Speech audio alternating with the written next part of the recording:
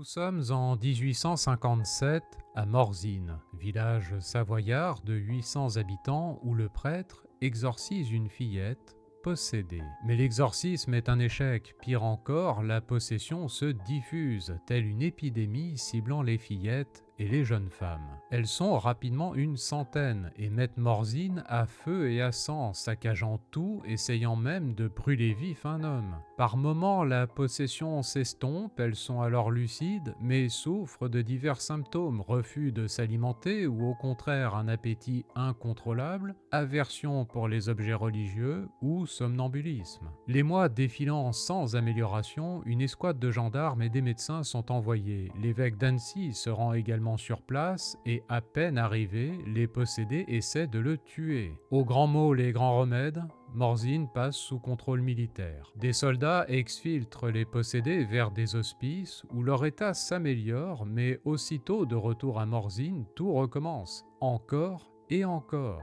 Et cet enfer dure 13 ans. En 1870, elles sont enfin libérées du diable, ou plutôt, elles réalisent n'avoir jamais été possédées. La première fillette s'est crue possédée après avoir entendu parler de possession et en l'exorcisant, le prêtre a déclenché une hystérie collective. Toutes les conditions étaient réunies. La ville la plus proche se trouvant à 9 heures de marche, à travers des chemins de montagne périlleux, Morzine était un village en autarcie empêtré dans une ferveur moyenâgeuse et une consanguinité généralisée. Le tout aggravé par la malnutrition, faute de viande. Les hommes étaient malgré tout relativement sains car ils passaient 8 à 9 mois par an dans le monde extérieur pour travailler. 8 à 9 mois de rationalité et de protéines. Les femmes, en revanche, ne sortaient jamais de Morzine, et leur état très dégradé, à force de carence et de fanatisme religieux, devait tôt ou tard se finir en désastre.